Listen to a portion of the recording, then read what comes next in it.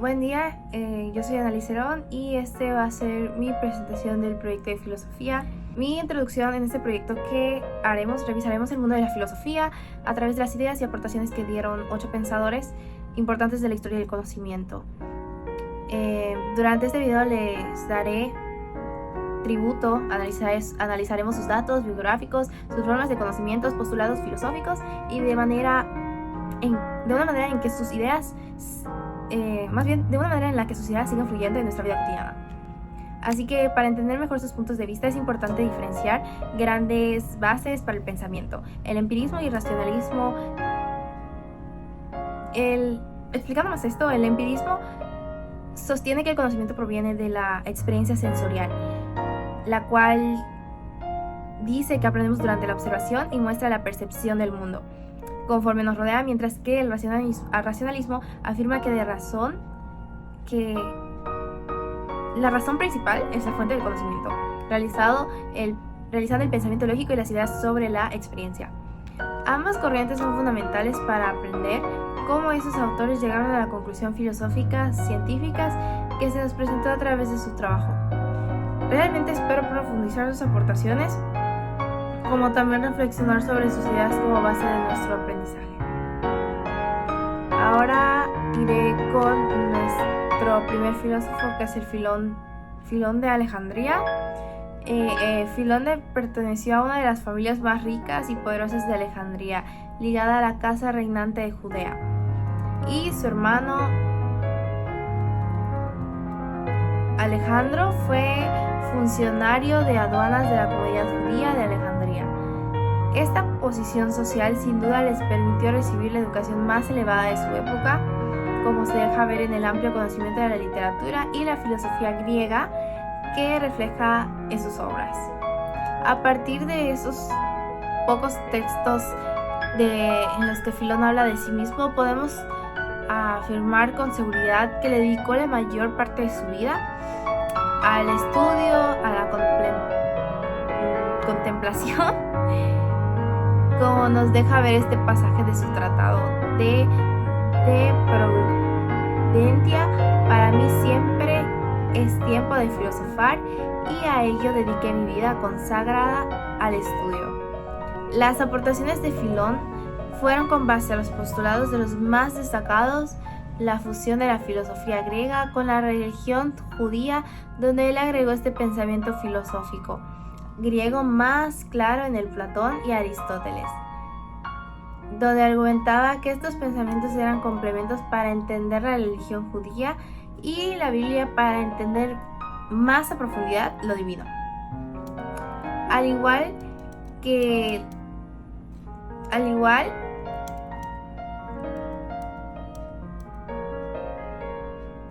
destacó el Logos, complementando la comprensión divina con el ser humano, donde el Logos era un agente de Dios que creaba y ordenaba los cosmos, tal como la religión cristiana, y también analogando lo material con lo divino, representando a Cristo como Logos. También tuvo impactos en la ética y la virtud, el monoteísmo y la influencia en el cristianismo primitivo, concluyendo que Filón de Alejandría trataba de entender lo divino con base a lo material, donde podamos entender los mensajes divinos o bíblicos que primero entiendo la razón y la verdad humana. Ahora vamos a ir con San Agustín Hipona, que perteneció a la patrística etapa que fue previa a la Edad Media, a la historia de las ideas y representada por los padres de la Iglesia, cuyo principal propósito era preservar los dogmas religiosos y difundirlos. San Agustín nació en Tegaste, al norte de África. Estudió humanidades en Cartago, hoy Túnez. Su formación humanista lo llevó a practicar y escribir toda su vida. En su juventud, San Agustín simpatizó con el pelagianismo y el maniqueísmo, el cual afirmaba la existencia de dos poderes, espíritu y el mal encarnado en materia, pero al llegar a su madurez, al convertirse en cristianismo, terminó combatiendo estas teorías. Entre sus principales aportaciones destacó la relación entre la fe y la razón, afirmando que la fe complementa la razón y que el verdadero conocimiento proviene de la iluminación divina. En su teoría del conocimiento sostuvo que la verdad está en Dios y que el alma es inmortal. Además reflexionó sobre el concepto del tiempo, describiéndolo como una percepción del alma y diferenciándolo en pasado, que es la memoria, el presente, que es la atención, y el futuro, que vendría siendo la expectativa. También abordó el problema del mal, explicándolo como la ausencia del bien, y defendió que el ser humano posee libre albedrío, pero necesita la gracia divina para actuar correctamente. Su método filosófico se basa en 3 pasos, que vendría siendo la duda escéptica, la certeza interior, que sí dudo, pero existe, y la iluminación divina. Sus postulados principales giraban en torno a la existencia de Dios como verdad absoluta, la inmortalidad del alma y la lucha entre la ciudad de Dios, los fieles, y la ciudad terrenal, los alejados de Dios. Ahora vamos a hablar de Avicena. Avicena nació en el año de 980 después de Cristo en Afshana, cerca de Bukhara, en lo que hoy es Uzbekistán, cuyo nombre completo era Abu Ali al-Husayn ibn Abd Alam ibn Sina. Fue un filósofo, médico, astrónomo, matemático y polímata persa, conocido en el occidente como Avicena. Una disculpa si no pronuncio bien el nombre. Es considerado uno de los más grandes pensadores y científicos de la Edad Media islámica, cuyas obras tuvieron un impacto duradero en la filosofía, la medicina, las ciencias naturales, tanto en el mundo islámico como en Europa. Avicena comenzó a estudiar en una edad temprana, aprendiendo el Corán, la lógica, las ciencias matemáticas y la filosofía. Fue autodidacta en varias disciplinas, incluyendo la medicina, y aprendió de los textos de filósofos y científicos anteriores. Avicena tuvo varias obras, de las cuales destacan el Canon de la Medicina, el Libro de la Curación y el Libro de la Salvación, dando aportes en la medicina, no solo estudiándolo, sino que introduciendo ideas innovadoras para el futuro de la medicina. Avicena falleció en el año de 1037 después de Cristo en Hamadán, Irán, y su legado perduró tanto en el mundo islámico como en la doctrina islámica, generando el apodo del príncipe de los filósofos, donde retrataba una visión sistemática del mundo que enlazaba la razón, lo divino, lo espiritual y la ciencia, adaptando estas 3 para un pensamiento diferente y ya programado. Al igual que su teoría del ser necesario y la existencia de Dios, influyó a la filosofía escolástica medieval, particularmente del pensamiento de filósofos como Tomás de Aquino, enlazando la necesidad humana con lo divino, y cómo esto pudo desenlazar en la ciencia.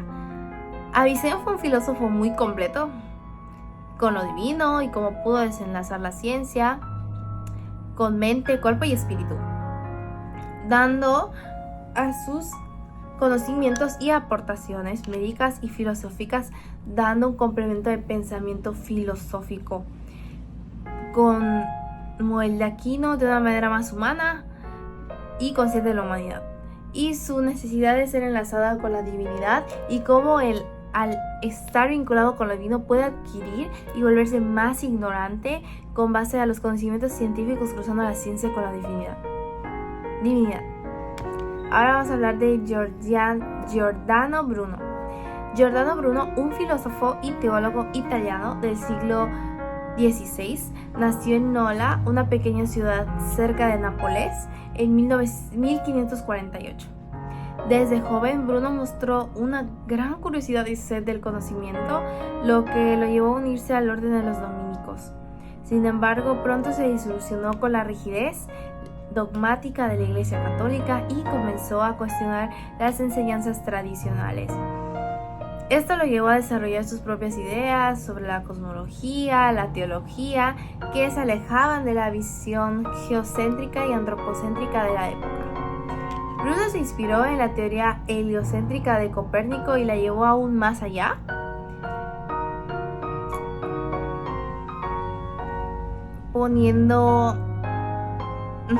proponiendo que el universo es infinito y contiene infinitos mundos, o sea, totalmente infinito, totalmente distinto. Esto lo llevó a concluir que ni la Tierra ni el hombre son el centro del universo, sino que son solo una parte de él. Y para Bruno, esta visión del universo no era solo una cuestión de la astronomía, sino que tenía implicaciones teológicas profundas. Creía que Dios era un ser lejano, distante y que estaba presente en todo lo que existe. Esto lo llevó a afirmar que Dios es uno y está en todo lo que existe y no hay más allá de que un cielo. La visión de Bruno del universo y de Dios era radicalmente diferente a la de la Iglesia católica de su época. La Iglesia enseñaba que el universo era geocéntrico, que el hombre era el centro de la creación de Dios y que Dios era un ser lejano y distante. La visión de Bruno, por otro lado, era la más holística y panenteísta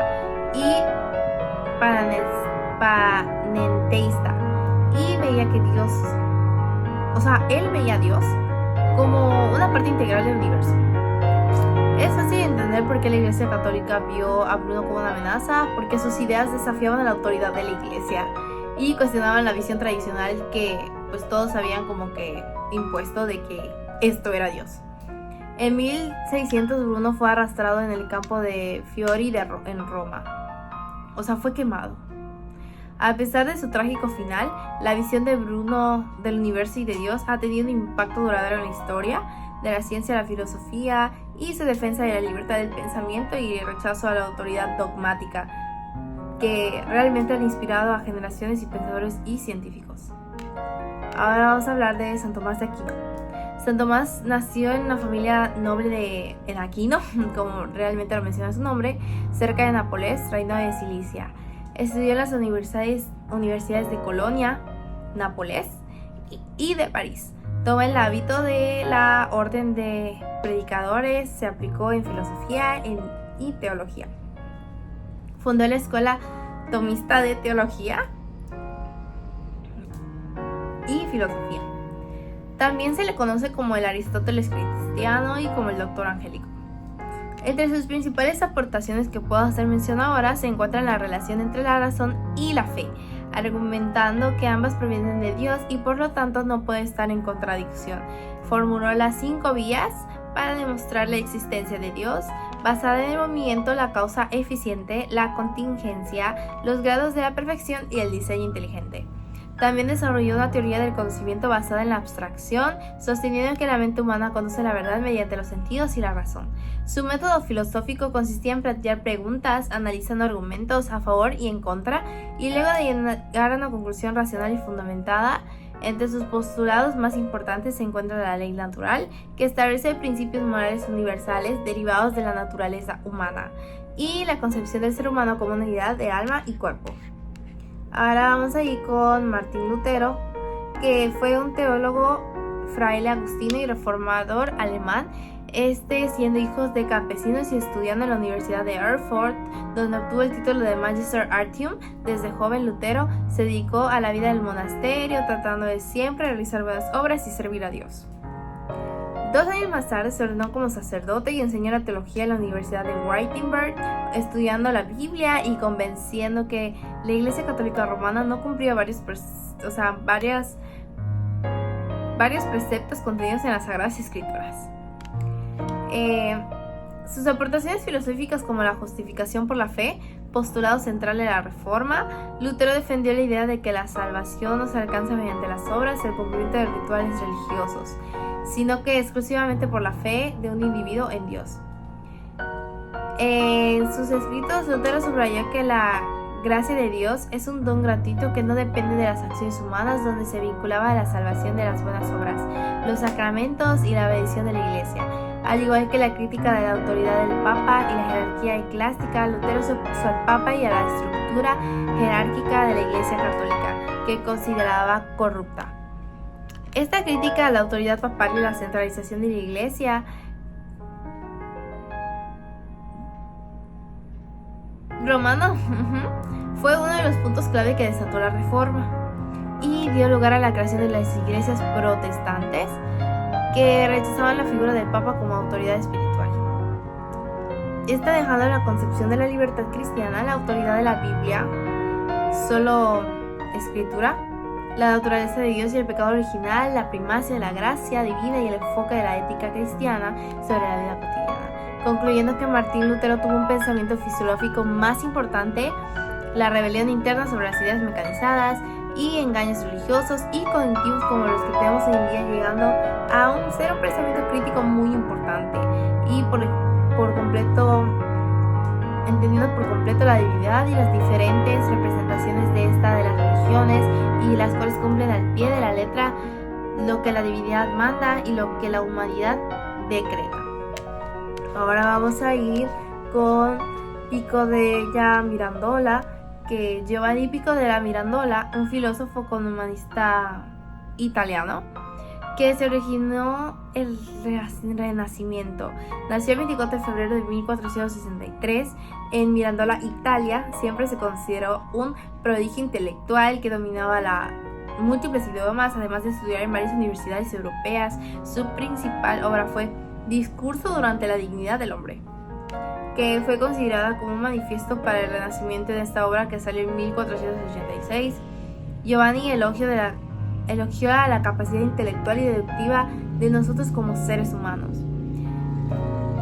Su método de conocimiento era una combinación de sincretismo filosófico que integraba diferentes corrientes, entre las filosóficas como religiosas, incluyendo cristianismo, platonismo y el aristotelismo, en búsqueda de la verdad universal. Creía que todo el conocimiento estaba conectado y que las distintas tradiciones filosóficas no se podían contradecir, sino que complementarse.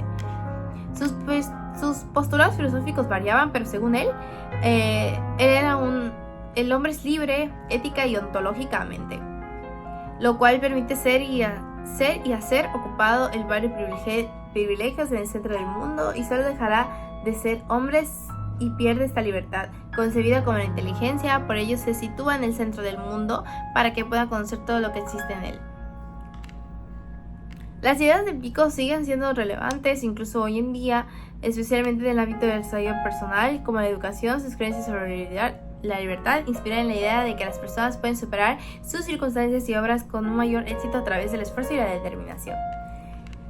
Ahora vamos a hablar sobre Juan Calvino, que Juan Calvino fue un teólogo francés del siglo XVI, nacido en Noyon, Francia, en 1509.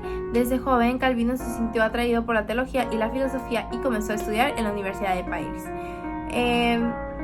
Calvino publicó su obra más famosa, La institución de la religión cristiana, en el que expuso sus ideas sobre la teología y la práctica cristiana. Calvino también se sintió influenciado por la idea de la predestinación, que sostenía que Dios había predestinado a alguna de la salvación y a otros a la condenación.